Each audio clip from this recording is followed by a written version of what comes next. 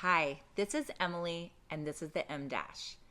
If this is your first time here, I am so grateful you found your way here. And if you've been on this journey with me from the beginning, we have made it to episode 8. I get extremely excited because the number 8 makes me reflect back to Zoe, my why, my everything, my daughter. I remember specifically around the time she turned 8, we were walking to the park holding hands. And she was telling me a story that I felt like she was showing the emotion with her eyes. She was so vibrant. And we were just talking back and forth with like true dialogue. And I got so excited thinking it could only get better from here. And that year, every password I had was 8 is great. I think she's heard the story more than once. But that makes me excited that here we are at episode number 8. And I look back at all the conversations I've had with you to get to number 8. Number 1, shoulda, coulda, woulda, when I talked about living in the past. And snail's pace, learning patience with where we are. Escape room, noticing when we check out of our own lives. Curtain call, giving ourselves permission to live life, to not wait to open that fancy bottle of champagne and just pop the cork because we're here. And no filter, how we show up honestly for ourselves and others. And 24, making the most of the time we're given with that day and seizing that day. And last week we talked about risk.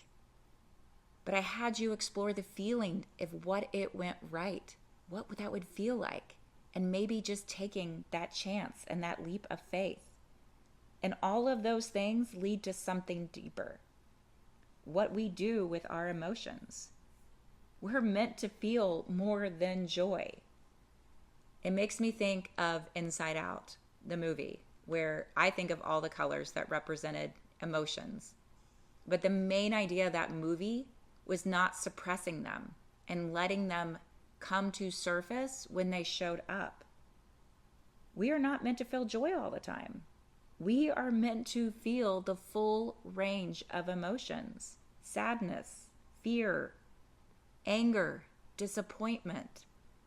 The goal isn't to eliminate them. The goal is not to let one emotion dictate the whole story. I think of emotions of like carrying a backpack. And I use that reference because sometimes at night when I think about trying to release the day, I picture myself taking off the backpack and just letting it float down a river. But last week when I was writing this, and specifically I was thinking about a certain situation and what I needed to release, what I noticed, what that came to mind and what I was picturing is a suitcase on wheels that I was dragging along. And I just kept pushing emotions into it, expecting to just keep zipping it up. But it's gotten to the point that the wheels are falling off and I'm going to have to get a new one because I have suppressed so many emotions in that suitcase. And the heavier it gets, the harder it is to move forward. Because we replay a story in our mind and we continually let that emotion dictate where we are now. You might think you've moved on for something, but if you are replaying a story in your mind, you are still living there. And I share this, you guys, because I haven't mastered it myself. I was telling you, I was just journaling about this last week. And these podcasts truly are conversations I would have with myself. And I want you to feel not alone. I want you to feel it's relatable. And that just because it sounds like I'm giving advice, I'm just giving you my lessons and what I pour from my head to pen and paper. And then I share it with you. It is not because I have it all figured out. I definitely don't.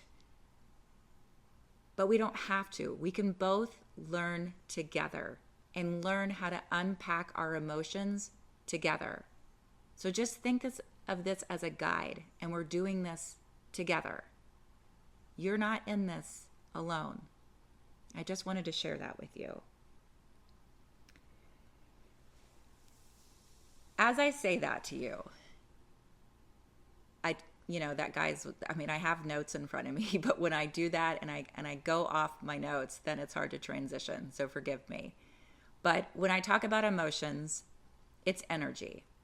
And if you hang around me enough, you know that I remove myself from situations if I don't feel like the energy is good for me. At least I've learned to do that much. I can't say I've mastered emotions and how not to suppress them, but I will share with you energy. If it feels heavy for me, usually I'm out, or I'll choose not to go to a certain place because I don't feel like I can handle that. But I share that with you because we tend to take on other people's energy. And I'm sharing that because sometimes you avoid situations or people because of energy, okay? It doesn't have to mean that it's friends. It could be family. It could be a work environment, right? Like, okay, I'm not going to that happy hour because I see these people 8 hours a day, and that's going to drain me more. That's a boundary, okay? And that's okay. Same thing, friends, hey, we're going here tonight. I don't want to join. I don't have the energy for that. That's okay. It's another boundary. Family gathering. Can't do that today. I can't take on the pressure. They're going to ask me why I'm not married yet. Just giving examples. That's a boundary. Those are all great things. That doesn't mean you're suppressing it. It means you're protecting your energy, because emotions are energy. But what I'm getting to is we also take on other people's emotions. So let's say you have a conversation. I can't even talk, you guys. Or say we have a conversation with someone and you walked away and you felt guilty. Imagine where that guilt came from. You're taking on a feeling they poured on to you. You can't show up for other people if you're not showing up for yourself.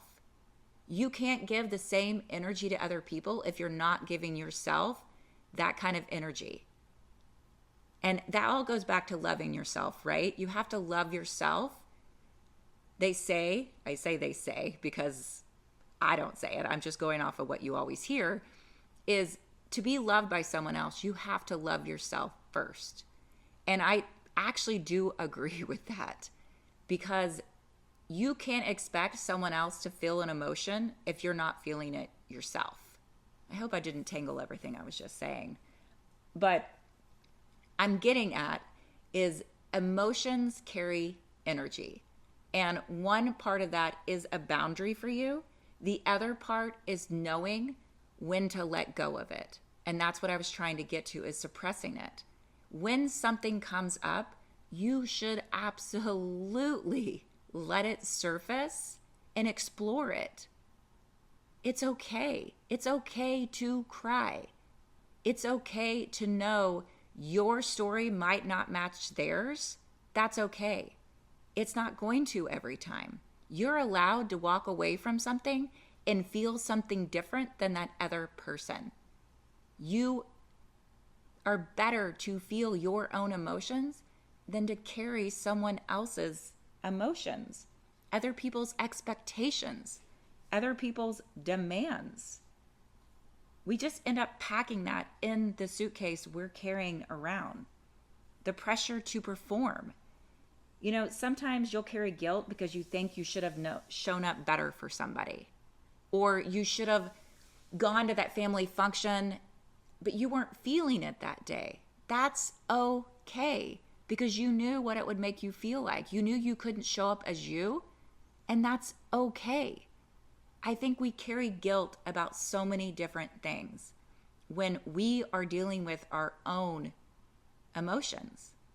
And that's where this whole episode comes from, is what we're carrying into each day and each night when we go to bed. If you think about the end of the day and if you reflect, I would ask you to think to yourself, on a scale of 1 to 10, what is your stress level? What is your level for you? What is the love for yourself you're feeling for you? These are things I check for myself daily. especially my stress level. I walk a lot because I try to work out what's going on inside my head.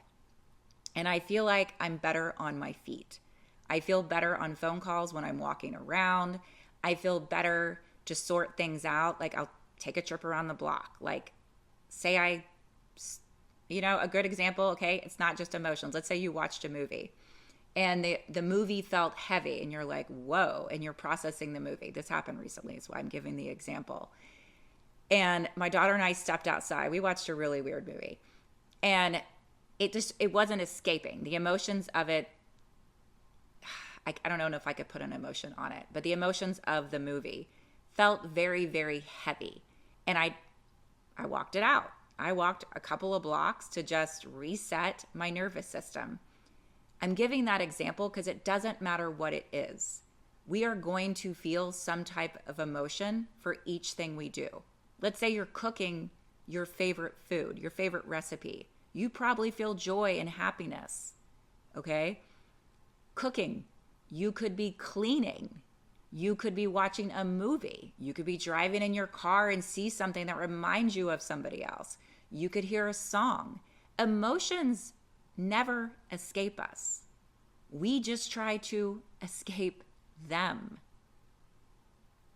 I'm pausing because I know I do it myself. We don't want to feel the hurt again. But we're afraid to feel that hurt again, okay? Let's say it's a relationship. Hurt just came to my mind. You're afraid to get in a relationship again because you were hurt so bad the last time. But did you process that hurt? I walked it out. I wrote in my journal, I walked it out.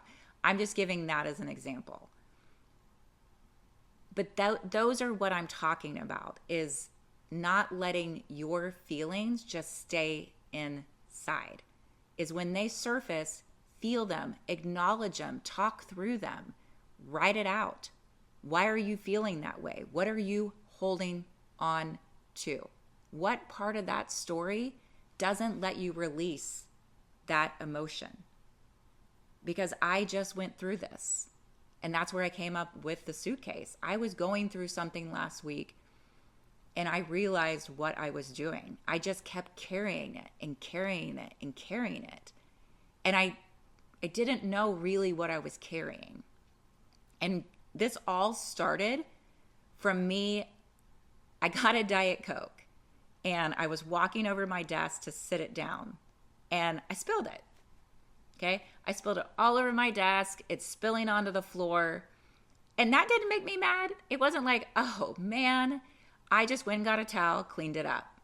But in the midst of cleaning up that spill, I had an emotional outbreak. And I released emotions out loud to myself. They just surfaced and I said them out loud. And then I just started crying. And I realized I wasn't crying because of the Diet Coke spill. I was crying because a narrative I had told myself that surfaced because of another incident. And you never know when things are going to become present. But when you do suppress them, they do come out at times you least expect. And that's what I'm getting to, is I had a spill, no reaction to it, feeling proud, okay, clean it up. Carry myself 5 minutes later, I had my head on my arm, crying my eyes out in the middle of the day. And I allowed it. I cried it out. I talked to myself. You can judge me for that. That's fine. I do it a lot. I talk to myself so much that Zoe has stopped asking what, because she just is so used to it at this point that it's okay. But I'm sharing that because I am just as guilty of suppressing things and not letting them surface. I am working my way through it. I journal. But sometimes you don't admit to yourself what you haven't processed. It's true. Because when it comes through again, you end up taking things personally. Think about it. When the same feeling comes up, you start diving deeper and you start rewriting the story in your head of what's going on, instead of the first time it happened, processing how it comes out. Our stories build these incredible stories. Our minds are so powerful. And sometimes they take one emotion and turn it into the whole story of our lives. And we think we've been going through that our entire life. I'm not good enough. I'm behind. I don't deserve love. Nothing is working. You can have one moment and your mind can run in your mind to the darkest place possible. I'm pausing because it still happens to me. And I have to turn it around and talk through it with myself. I no longer feel that dark emotion and go crawl in my bed and try to hide. Because I used to. I used to think in my bed I was safe and I didn't have to feel anything on the outside. And that's not true. I now power through it. And it doesn't mean that every time I do it the right way. But as I said, I do walk a lot. But I'm human and I'm carrying a lot. Last week, or maybe it was this week, I don't even know, but I'm pretty sure it was last week. Some conversation I was exchanging with my dad, and I was saying with the time change, it really kicked my butt. And I know it does. I always feel like that Monday is like the toughest after a time change. But if you're in Arizona, you're not feeling it. The rest of us are. But it really was kicking my butt. It was really hard to get up. It was really hard to do the things. And I was just feeling so exhausted. But my dad said something to me. And he was like, it could be time change. You are carrying a lot.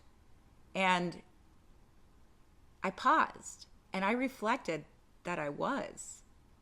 And sometimes I don't know why I think I'm superhuman and I'm not going to crash and come down from that. Because I am carrying a lot.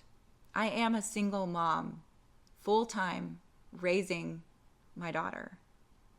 I have a full-time corporate job. And I have this.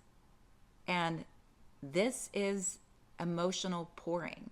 This is me being vulnerable to anyone that's listening to this.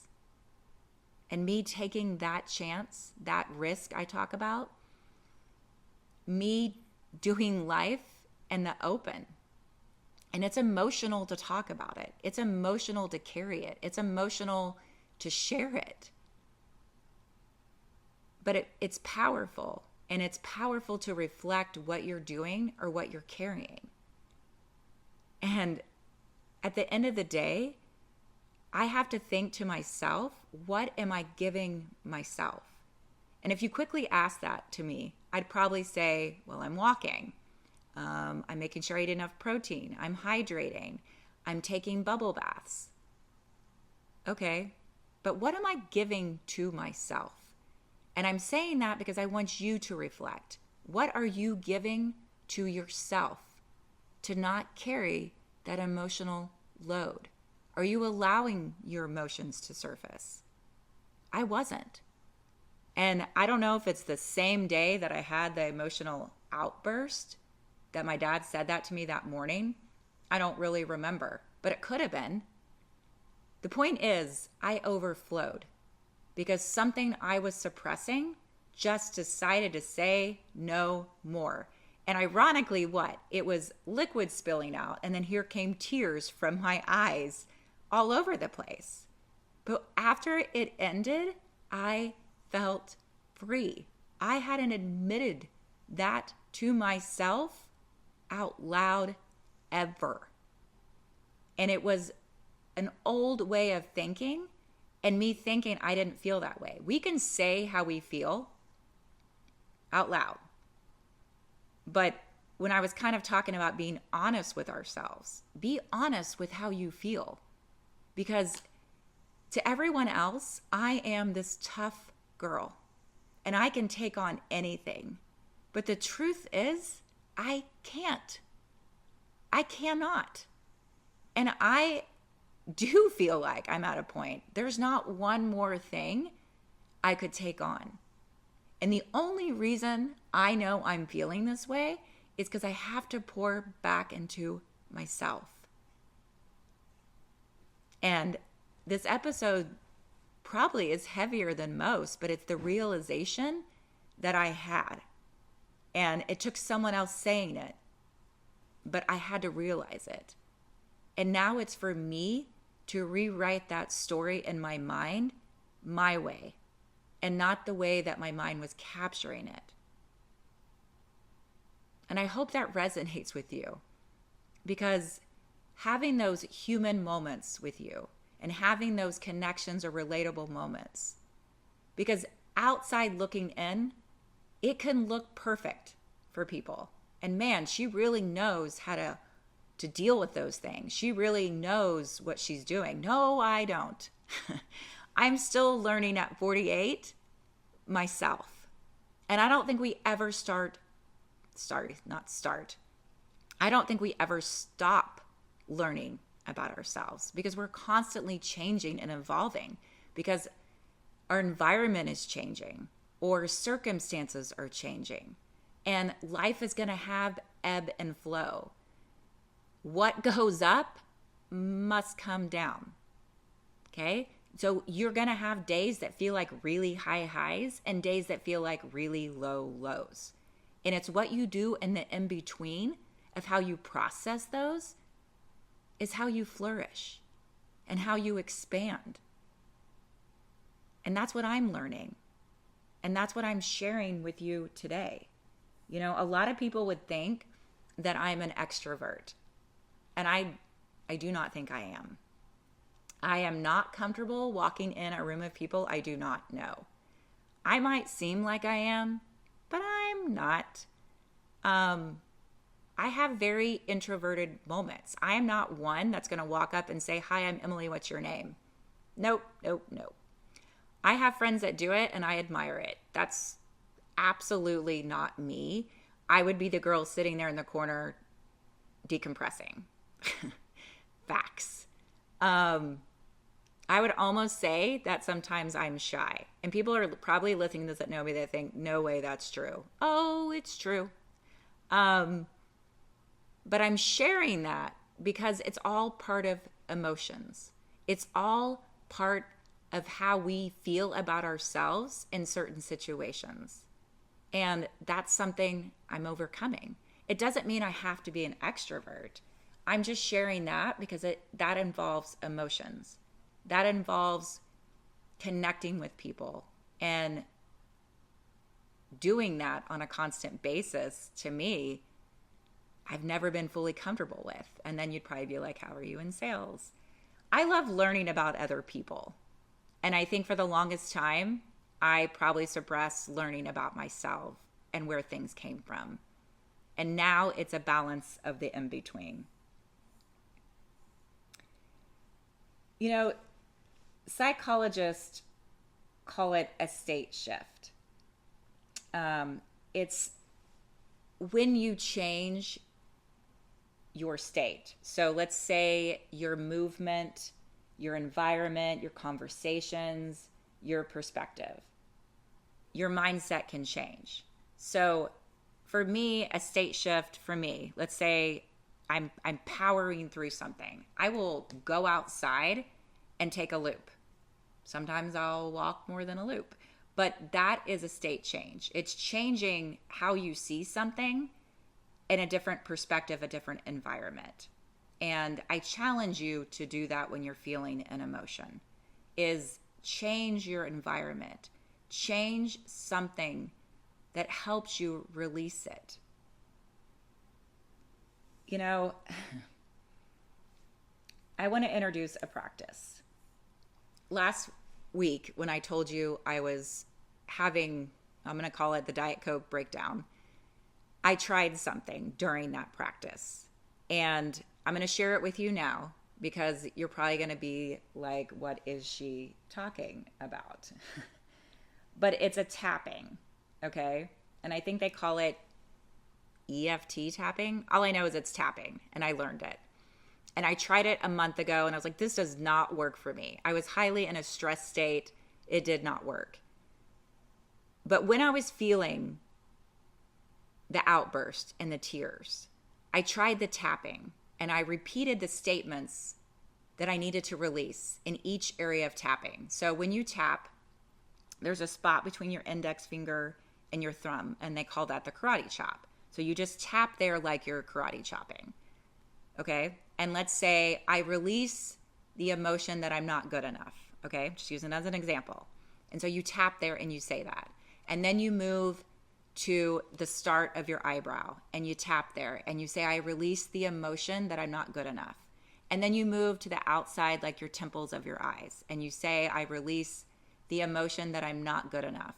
There's also a spot above your upper lip and then your collarbone. So I'm not trained in teaching that. I'm just sharing that's what I did. And I did that. And the tears just kept coming. And then I felt like I lost 10 pounds. I am not making this up. And I was like, wow, okay, I'm gonna tap. I felt it. I released it. But a big part of how I've been releasing things is taking deep breaths. I talked in, I think, one of my first episodes about meditation and how much pressure people put on meditation and what it means. But it's actually being present with your own breath. And the idea of it is having a longer exhale than the inhale. It is all about what you're letting go of. That's why the exhale has to be longer. So I think I taught you guys a breath technique where you hold in for 4. You breathe in for 4, you hold for 2, and you exhale for a count of 6.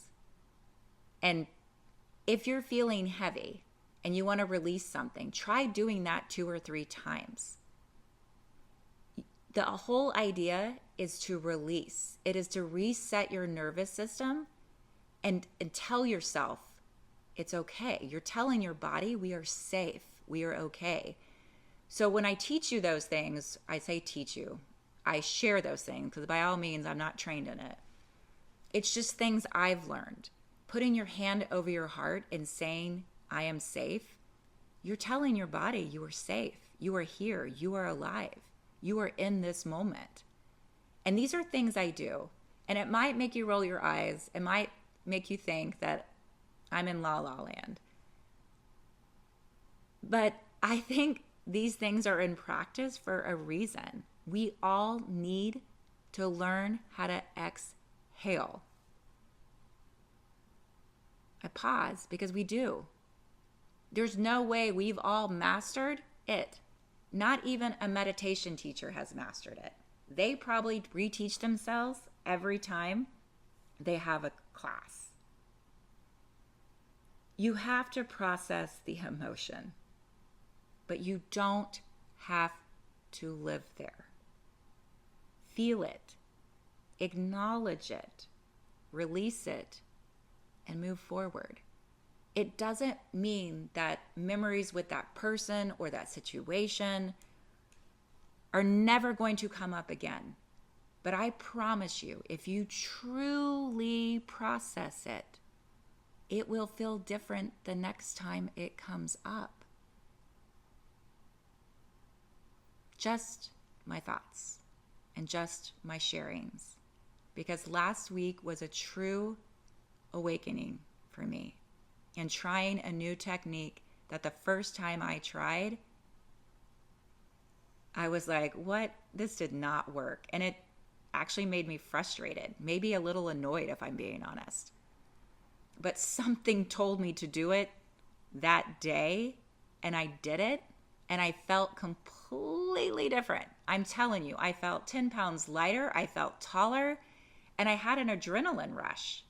And I know it wasn't from the Diet Coke because it spilled. So I share that to say your emotions are real, but the stories we build around them aren't always true. And if something feels heavy today, breathe. Release what doesn't belong in your suitcase. Unpack it. And remind yourself that one moment, one emotion,